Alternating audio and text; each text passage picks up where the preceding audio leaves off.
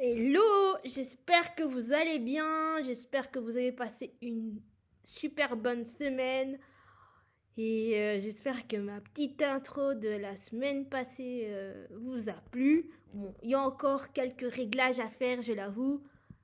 Comme je l'ai dit dans la précédente vidéo, I'm new on the YouTube platform, YouTube Planet, you know. Je suis totalement novice dans l'univers de YouTube, mais je vais y remédier, enfin je vais retravailler, essayer de faire des beaux montages, etc. Alors aujourd'hui, je voulais qu'on aborde ma passion numéro un, qui est The Fashion World, donc le monde de la mode.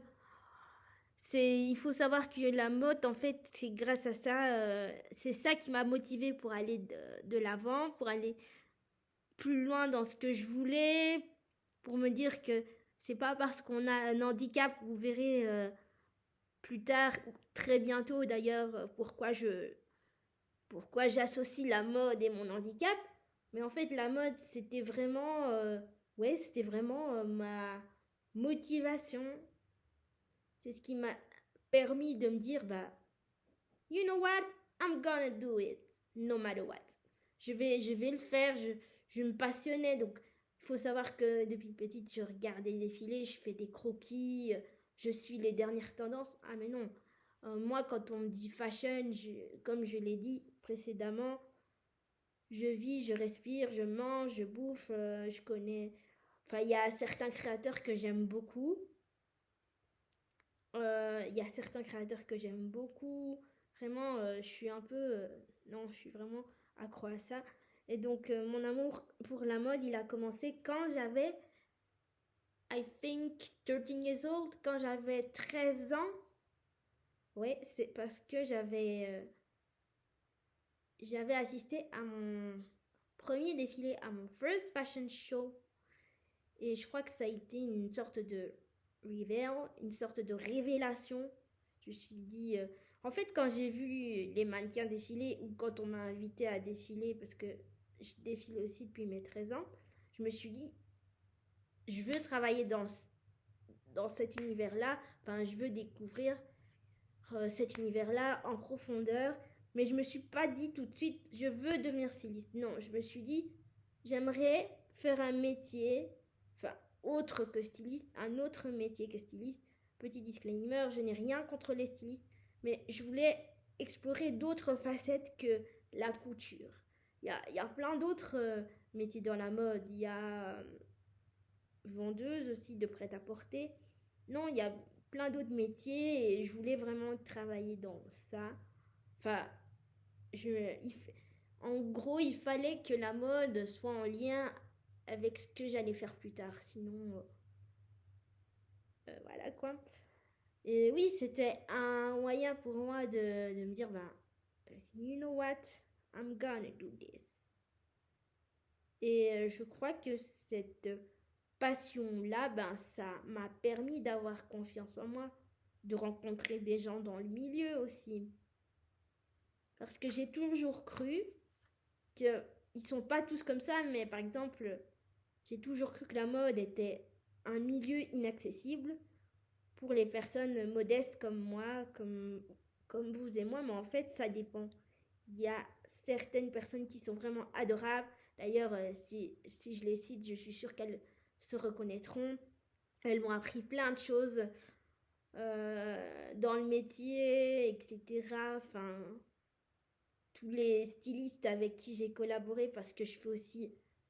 je vais le dire là maintenant, mais j'en parlerai dans une autre vidéo. Je fais aussi des défilés. Donc, comme je l'ai dit, je défile, mais j'en parlerai très largement, plus en profondeur dans une autre vidéo. Ne vous inquiétez pas. Et donc oui, ma première passion, c'était la mode. Donc comme je vous l'ai dit, je regardais les défilés de Jean-Paul Gaultier, du célèbre Jean-Paul Gaultier, de, de plein d'autres stylistes talentueux, de Chanel, de Balmain, etc. Et donc, j'ai toujours cru, en tout cas, que ce monde était inaccessible. Déjà que quand on a un handicap, je ferai aussi un sujet là-dessus sur le handicap et, et, et la société. Quand on a un handicap, on a déjà ce frein, cette inaccessibilité, je peux dire, qui te dit, ben voilà, tu peux pas faire ça, ça ne sert à rien. Mais en fait, non. Dans le monde de la mode, il y a des gens très très ouverts. Ils sont pas tous hyper stricts, hyper à cheval. Après, je ne dis pas que dans la mode, il n'y a pas des règles à respecter, hein, mais il y a des gens vraiment qui sont très très ouverts d'esprit. Et voilà, donc il, il y a une sorte de... En fait, c'est une relation de confiance. À partir du moment où un styliste me fait confiance pour que je défile sur un podium, waouh, j'ai l'impression que quand je dis ça, cette phrase-là, un styliste me fait confiance pour porter ses créations ou pour défiler sur le podium, j'ai l'impression d'être... C'est pas pour me jeter des fleurs, mais ça fait trop à la Kendall Jenner, Gigi Hadid. Mais bref, à partir du moment où j'ai compris qu'un styliste me faisait confiance en portant ses créations quand je fais des fashion week, je me disais ben ok, tu m'as fait confiance, voilà. Donc il y a vraiment ça, une relation entre le styliste et le mannequin qui peut se lier. Il y a des amitiés dans la mode, ça existe, hein, des petites amitiés entre des relations vraiment amicales entre le styliste et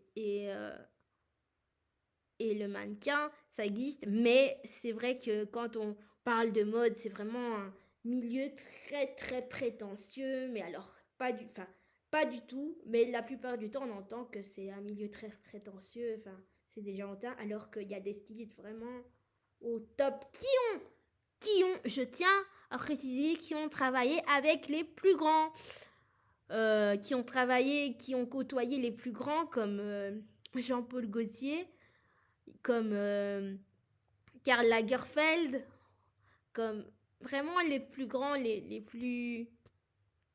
comme Versace aussi, franchement, qui ont côtoyé vraiment les plus grands. Et c'est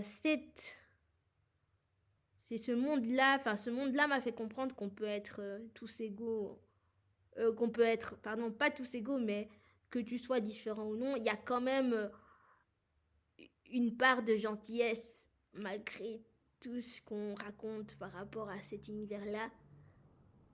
Mais c'est vrai que c'est rare quand on entend qu'un styliste est sympa.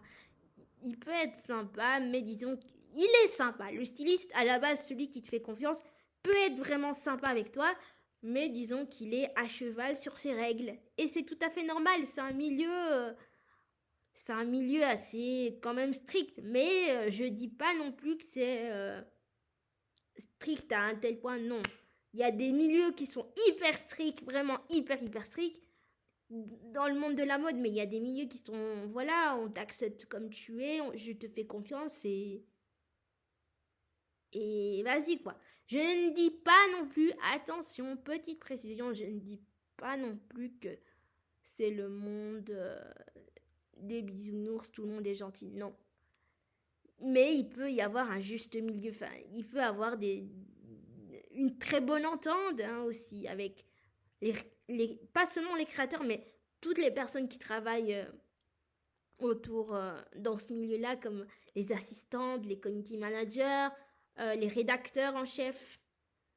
Et voilà, enfin, il faut arrêter d'avoir cette image de oh non, la mode, c'est un monde hyper strict, hyper serré. C'est pas toujours le cas. Il y a vraiment il y a vraiment du changement. Ouais, franchement, on apprend aussi à connaître les gens. Moi, je vous avoue, quand je me suis lancée dans le monde de la mode, j'en parlerai, je le répète, mais j'en parlerai vraiment dans la deuxième vidéo, vous allez comprendre pourquoi. Quand je me suis vraiment lancée dans ce milieu-là, je me suis dit, j'ai eu la même a priori que vous, c'est-à-dire, oh non, c'est un milieu hyper strict. Mais je me dis, une fois qu'on apprend à connaître la personne, à échanger avec elle sur ce qu'elle veut, sur ce qu'elle attend, ben en fait, il n'y a pas de problème. Il suffit juste de respecter ses règles, ses attentes. Et voilà, enfin, la mode, pour moi, c'était quelque chose c'est ce qui m'a permis de me ressourcer, de me dire, ben, écoute, tu peux avoir l'univers que tu veux, en fait.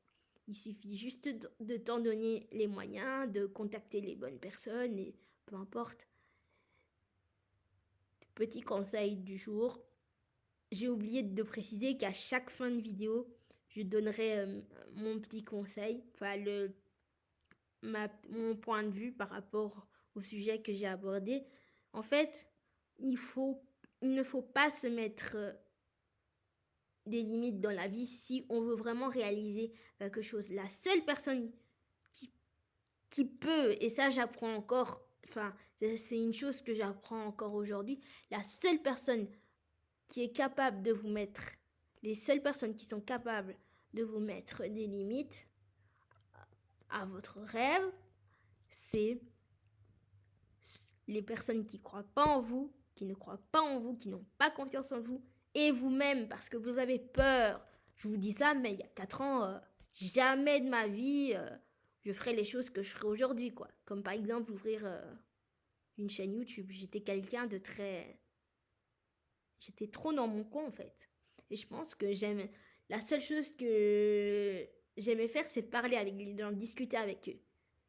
Et voilà, c'est vraiment une façon de m'ouvrir, de partager avec vous. Et voilà, donc, il faut arrêter d'avoir cet a priori de ah non, les gens sont toxiques. Il faut d'abord aller vers la personne et discuter avec elle. Après, si la personne n'en a rien à cirer de vous, ben c'est. Voilà quoi. On peut pas forcer les gens à nous aimer, mais au moins, on a essayé d'être sympa.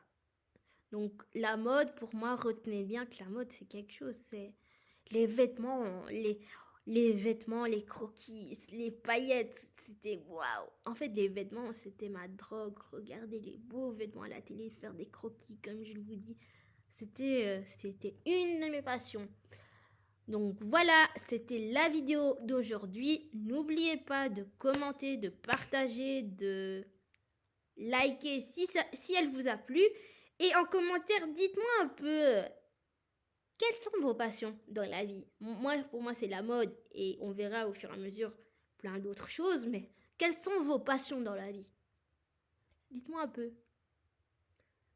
Voilà les gars, bisous et take care of yourself.